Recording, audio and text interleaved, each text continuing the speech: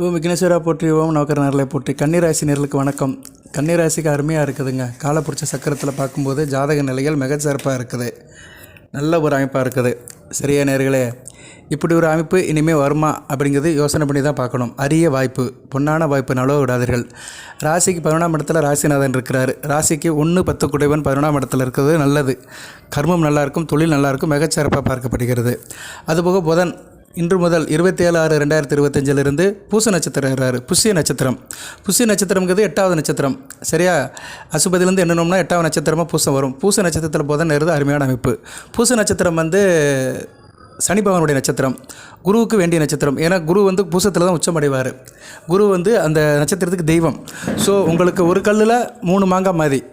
எப்படின்னா சனி பகவான், புதன், குரு. புதன் உங்கள் ராசிநாதன் 1-10 குடையவன். ராசிநாதன் மனதுக்கும் உடலுக்கும் உடையவன், கர்மஸ்தானாபதி, தொழிலுக்குரியவன், செய்கிற வினைக்குரியவன். அடுத்து சனி பகவான் 8-9 5-6 குடையவன், அதிர்ஷ்ட ஸ்தானாபதி, பூர்வ புண்ணிய ஸ்தானாபதி, புண்ணிய ஸ்தானாபதி, ரணருண ரோக ஸ்தானாபதி. குரு 4-7 குடையவன், சுகஸ்தானாபதி, கலஸ்தர ஸ்தானாபதி. ஸோ உங்களுக்கு 1-10 4-7 5-6 இந்த காம்பினேஷன் நல்ல வேலை செய்யும். அதுபோக குருவும் இப்போ திருவாதிரை நட்சத்திரம் தான் எடுத்திருக்கிறாரு. ராசிக்கு 10ஆம் இடத்துல திருவாதிரை நட்சத்திரத்தில் போகிறாரு. திருவாதிரை ராகு நட்சத்திரம். ராகுக்கு வீடு கிடையாது. அவர் சனி பகவான் வீட்டில் தான் கும்பத்தில் இருக்கிறாரு. ஸோ குரு பகவானும் மறைமுகமாக சனி பகவான் சார்ந்தான் எடுத்திருக்கிறாரு. புதனும் சனி சார்ந்தான் எடுத்திருக்கிறார் பூச நட்சத்திரம். குருவும் மறைமுகமாக சனி பகவான் சார்ந்தான் எடுத்திருக்கிறாரு. சனி பகவானும் ராசிக்கு 7ஆம் இடத்துல உத்திரட்டாதி நட்சத்திரத்தில் நிற்கிறாரு. ஸோ சனி, புதன், குரு இந்த 3 கிரகங்களுமே சனி பகவானுடைய நட்சத்திரப்பட்டு இருக்கிறதுனால சனி பகவானுடைய ஆதிக்கம் உங்களுக்கு வலுத்து இருக்குது. சனி பகவான் ராசிக்கு 5-6 கூடியவர். உத்தியோகத்துக்கு போகிறவங்களுக்கு யோகமாக இருக்குங்க. அவ்வளோதாங்க, ஒரு வரியில் வீடியோ முடிச்சிடலாம். 5ஆம் இடம் அதிர்ஷ்டம், 6ஆம் இடம் உத்தியோகம். உத்தியோகத்துக்கு போகிறவங்களுக்கு நல்லாயிருக்கும்.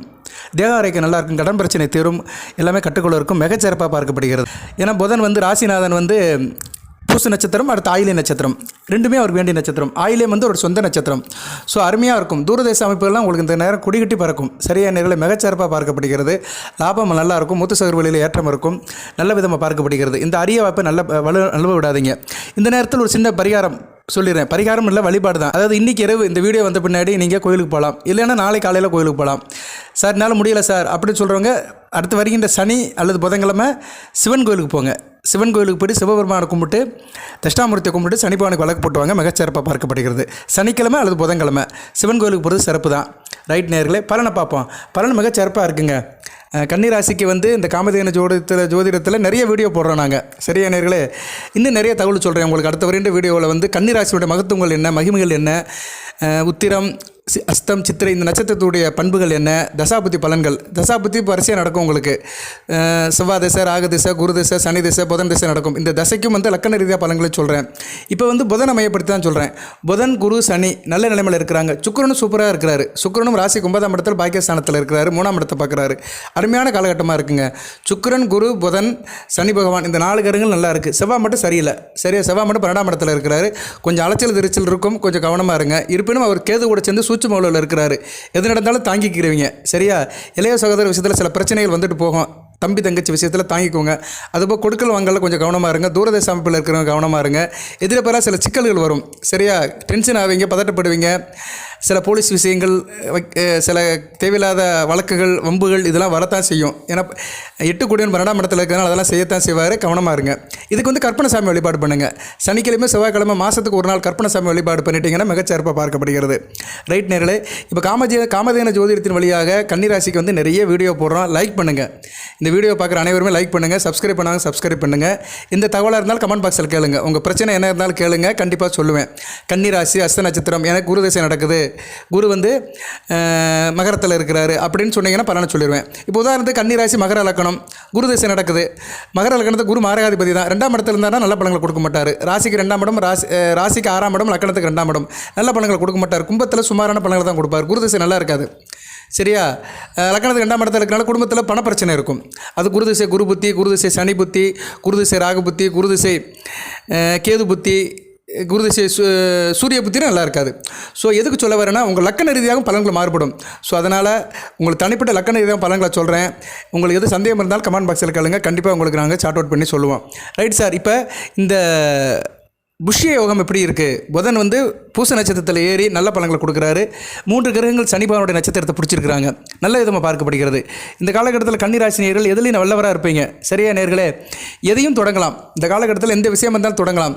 சில காரியங்கள் வந்து ரொம்ப நாளாக தடைப்பட்டு கிடக்கு, ரொம்ப நாளாக அதை ஆரம்பிக்கவே முடியல, அதுக்கு எப்போ நல்ல நேரம் வரும்னா இப்போ நல்ல நேரம் வந்துருச்சு. எந்த காரியத்தையும் தொடங்கலாம், அது சக்ஸஸாக முடியும். லாபஸ்தானத்தில் ராசிநாதன் இருக்கிறாரு, சக்ஸஸாக முடியும். தொழில் பண்ணுறவங்க நல்லா பண்ணலாம். சரியா? குறிப்பாக காய்கறிகள் சம்மந்தப்பட்ட தொழில், விவசாயம் சம்மந்தப்பட்ட தொழில், தோட்டம் சம்மந்தப்பட்ட தொழில், பழத்தோட்டம் சம்மந்தப்பட்ட தொழில், மார்க்கெட் சம்மந்தப்பட்ட தொழில், உணவுப் பொருட்கள் சம்மந்தப்பட்ட தொழில், மார்க்கெட் சம்மந்தப்பட்ட தொழில், இப்படி சொல்லலாம். ஃபேன்சி ஸ்டோரு, மனித சாப்பாடுக்கு தேவையானவை. சரியா? ஏன்னா சந்திரன் வீட்டில் புதன் இருக்கிறார். சந்திரன் ஒரு நீர் கிரகம், உணவுக்குள்ள கிரகம். மனிதனுக்கு வந்து உணவு கொடுக்குறவர் சந்திரன் தான். சந்திரன் தான் வந்து உணவு காரகன். சரியா நேர்களே? மாதூர் காரகனும் அவர் தான், மனோகாரனும் அவர் தான், சாப்பாட்டுக்குள்ள காரகமும் சந்திரன் தான். அரிசினாலே சந்திரன் தான். ஸோ நமக்கு வந்து இப்போ அரிசி தான் ரொம்ப முக்கியம். இந்தியா நாட்டில் எல்லாத்துக்கும் அரிசி தான் நம்பர் 1. நெல் தான் நமக்கு வந்து விவசாயம் அதிகமாக சாகுபடி. அதனால் அதுக்கு சம்மந்தப்பட்ட சந்திரனும் விவசாயத்துக்குள்ள சனி பகவானும் நல்ல நிலைமையில் இருக்கிறதுனால, சனி பகவான் சாரத்தில் புதன் இருக்கிறதுனால விவசாயம் சார்ந்த தொழில் மிகச் சிறப்பாக இருக்கும்.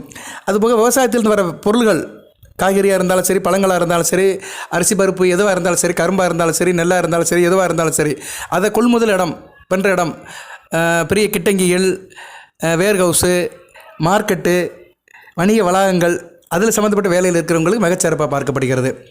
அடுத்து வந்து புதன் ராசிநாதனாக இருந்து 5-6 கூடிய சாரத்தில் போகிறதுனால உத்தியோகத்து போகிறவங்களும் நல்லாயிருக்கும். குறிப்பாக அக்கௌண்டன்ட் வேலை, ஆடிட்டர் வேலை, அரசாங்கத்தில் வந்து கார்ப்பரேஷன் வேலை, பஞ்சாயத்து போர்டு வேலை, இதில் கிளர்க்கியல் ஷாப்பில் இருக்கிறவங்க, டேபிள் ஒர்க் பார்க்குறவங்களும் மிகச்சிறப்பாக பார்க்கப்படுகிறது. நல்ல பலன்களை கொடுப்பார். ஏன்னா சனி பகவான் வந்து ஒரு அடிமை தொழிலுக்குள்ள கிரகம் தான், மக்கள் தொடர்புக்குள்ள கிரகம் தான். அதனால் கன்னிராசியில் மக்கள் தொடர்பில் இருக்கிறவங்க, பிடிஓ ஆஃபீஸு, ஆர்டிஓ ஆஃபீஸு, இப்படி வெகுஜன தொடர்பில் இருக்கிறவங்க, கலெக்டர் ஆஃபீஸில் இருக்கிறவங்களுக்குலாம் நல்லாயிருக்கும். அதில் வந்து இந்த கிளர்க்கியல் போஸ்ட்டில் இருக்கிறவங்க, இடைநிலை வேலையில் இருக்கிறவங்க, அதாவது மிடில் கிளாஸ்னு சொல்கிறாங்க, மிடில் ஆர்டரில் இருக்கிறவங்களும் நல்லாயிருக்கும். பெருசாக இருக்கிறவங்களும் நல்லா இருக்காது, நல்லா அந்தளவுக்கு இருக்காது. தாசில்தார், கலெக்டர் சொல்கிறவங்களுக்குலாம் பெருசாக கொடுக்காது. அவங்களுக்குலாம் சூரியன் செவ்வாய் வலுப்பைப்பட்டால் தான் பெரிய லெவலுக்கு போகும். சனி புதன்லாம் நல்லா சாதகமாக இருக்கும்போது வந்து அந்த இடைநிலை ஊதியத்தில் இருக்காங்களா, இடைநிலை பணியில் இருக்கிறவங்களும் நல்லாயிருக்கும். கடைநிலையில் இருக்கிறவங்களுக்கும் நல்லாயிருக்கும். சரியா? எப்போ இடைநிலை நல்லா இருந்தால் அப்போ கடைநிலை நல்லா இருக்குன்னு அர்த்தம். ஸோ இப்படி அரசு உத்தியோகம் இருந்தாலும் சரி, தனியார் உத்தியோகம் இருந்தாலும் சரி, அவங்களுக்கு மிகச்சிறப்பாக பார்க்கப்படுகிறது. குரு அஸ்தமன நிலையிலிருந்து வெளியே வரார் 9ஆம் தேதி, ஜூலை 9ஆம் தேதி. மிகச்சிறப்பாக இருக்கும். சரியா நேர்களே? பொருளாதாரம் கையில் நல்ல தாராளமாக இருக்கும். அதுபோல் 2 கூடியவன் வந்து 10ஆம் இடத்துல இருக்கிறதுனால, 9ஆம் இடத்துல இருக்கிறனால அப்பா வழியில் உங்களுக்கு சிறப்பு இருக்கும். அப்பா வழியில் எதனாச்சும் பொருள் வரவு இருக்கும். அப்பா வழியில் வந்து கிரெடிட் இருக்கும். அப்பா வழி சொத்துக்கள் கிடைக்கிறதுக்கு நல்ல ஒரு லாபமாக இருக்குது. எந்த காரியத்தையும் நீங்கள் தொடங்கலாம். அதுபோக வந்து கட்டடம் வேலையை ஆரம்பிக்கலாம். பொதுவாக இந்த ஆனி மாதம் யாரும் புதுசாக கட்டடம் ஆரம்பிக்க மாட்டாங்க, வீடு மாதிரி போக மாட்டாங்க. இருந்தாலும் நீங்கள் பழைய கட்டடங்கள் எதாக இருந்தாலும் ரிப்பேர் அண்ட் ரெனோவேஷன் பண்ணலாம், மேல் மாடி எடுக்கலாம். ஸோ கட்டட சம்மந்தப்பட்ட வேலையில் இருக்கிறவங்க, பில்டிங் கான்ட்ராக்டர், அடுக்குமாடி கட்டட வேலை பார்க்குறவங்களுக்குலாம் அந்த காலகட்டம் ஒரு பொன்னான காலமாக பார்க்கப்படுகிறது. திருவிழா கொண்டாட்டங்கள் நல்லபடியாக இருக்கும். எந்த ஒரு ஃபங்க்ஷனும் நல்லபடியாக பண்ணுவீங்க, செலிப்ரேட் பண்ணுவீங்க. அதில் வந்து உங்களுக்கு இன்வால்மெண்ட் இருக்கும். ஸோ சந்தோஷமாக இருப்பீங்க, சந்தோஷமான மனநிலையில் இருப்பீங்க. நல்ல ஒரு அரிய வாய்ப்பு, நழுவ விடாதீங்க. நல்லா இருக்குது. நான் சொன்ன வழிபாடு மட்டும் பண்ணுங்கள். சனி அல்லது புதன்கிழமை சிவன் கோயிலுக்கு போயிட்டு வந்துருங்க. சரியா நேர்களே? சிவன் கோயிலில் வந்து தட்சிணாமூர்த்திக்கும் சனி பகவானுக்கு விளக்கு போட்டு வந்துருங்க. நல்ல விதமாக பார்க்கப்படுகிறது.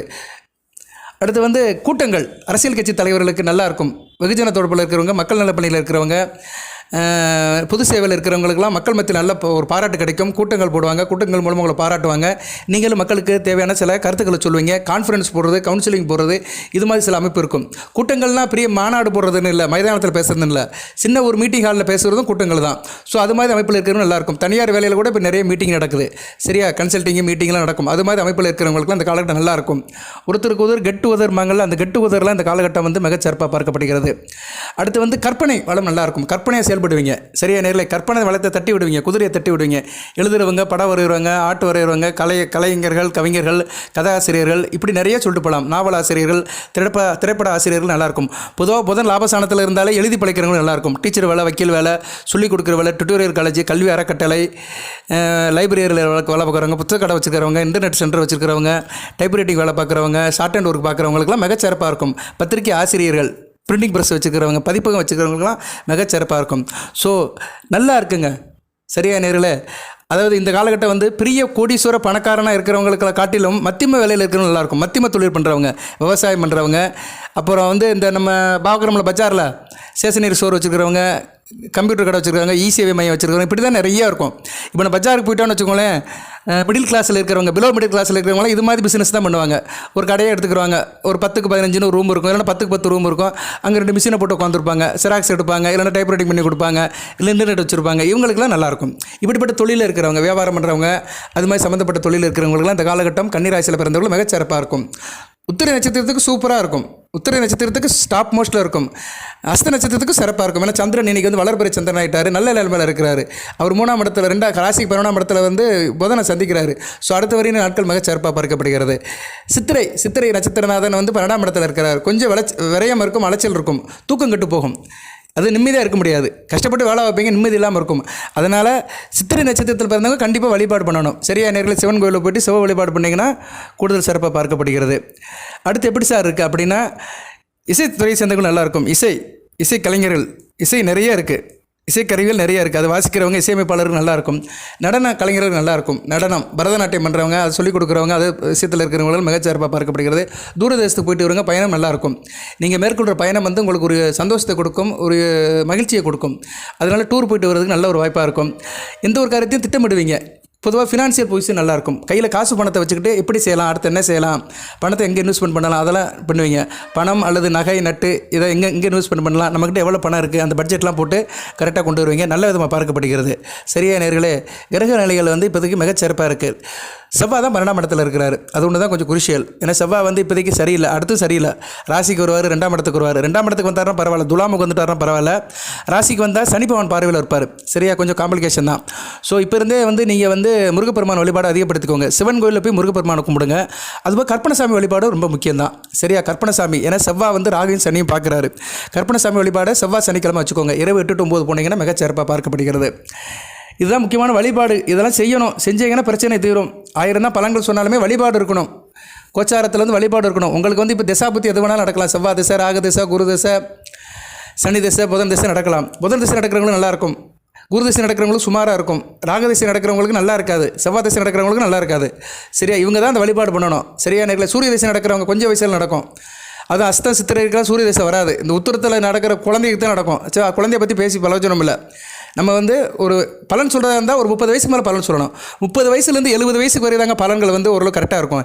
70 வயசுக்கு மேலே வயசாயிரும், வீட்டோடு இருப்போம், 4 பேர் அண்டி இருப்போம், நமக்கு உதவி பண்ணுறதுக்கு 2 பேர் தேவைப்படுவோம். அந்நேரம் ராசி பலனை கேட்டால் என்ன பண்ண போகிறோம்? கம்பு எடுத்து ஆடவா போகிறோம், இல்லை ஓடவா போகிறோமா, இல்லைன்னா கம்பு சுற்ற போகிறோமா, இன்னும் செய்ய முடியாது. சரியா, அதனால் பலன்கள் அப்படின்னாலே 30 வயசுலேருந்து 70 வயசு வரைக்கும் தான். ஆனால் 70 வயசு மேலே இருக்கணும் பலன்களை கேட்டுக்கலாம். உடல் ஆரோக்கியம் எப்படி இருக்கும், எவ்வளோ நாள் ஆயுசோடு இருப்பாங்க, இதை வேணால் கேட்டு தெரிஞ்சுக்கலாம். வழியா அவங்களால பெருசாக இனிமேல் எதுவும் செய்ய முடியாது. ஆனால் சில அரசியல்வாதிகளாக இருக்காங்க, 80 வயசு வரைக்கும் இருக்கிறாங்க. ஆனால் அவங்களோட அணுகுமுறை வேறு, செயல்பாடு வேறு. அவங்களுக்கு எல்லாம் செய்கிறதுக்கு ஆள் இருப்பாங்க.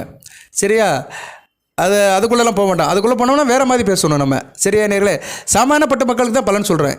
மெஜாரிட்டியான மக்களுக்கு தான் பலன் சொல்லணும். நான் முதலமைச்சருக்கு பலன் சொல்லுவேன், பிரதம மந்திரிக்கு பலன் சொல்லுவேன்னா 4 பேர் தான் பலன் சொல்ல முடியும். ஏன்னா நாட்டில் வந்து மொத்தமே குறிப்பிட்ட அளவில் தான் முதலமைச்சர் இருப்பாங்க, பிரதமர் ஒருத்தர் தான் இருப்பார், ஜனாதிபதி ஒருத்தர் தான் இருப்பார். இவங்களுக்கு பலன் சொல்கிறதெல்லாம் பெரிய விஷயம் கிடையாது. சாமானியப்பட்ட மக்களுக்கு, பெருவாரியான மட்ட மக்களுக்கு பலன் சொல்லணும். அதான் பலன்கள். சரியா, அப்படி பார்க்கும்போது 30 வயசுலேருந்து 70 வயசுக்குள்ளே பலன் சொல்கிறது தான் ஓரளவு மேட்ச் ஆகும். அது ஆணாக இருந்தாலும் சரி, பெண்ணாக இருந்தாலும் சரி, 2 பேர் தான் இருப்பாங்க. ஒன்று ஆணாக இருப்பான், இல்லைன்னா பெண்ணாக இருப்பான். அடுத்துக்கிட்டு சட்டம் படித்தவர்கள் நல்லாயிருக்கும். வக்கீல் வேலை பார்க்குறவங்க, லீகலாக இருக்கிறவங்க, அது சம்மந்தப்பட்ட வேலையில் இருக்கிறவங்க நல்ல விதம் பார்க்கப்படுகிறது. அதுபோல் டாக்குமெண்ட்ஸ் எல்லாம் கரெக்டாக வச்சுக்கிறவங்க இந்த காலகட்டத்தில்.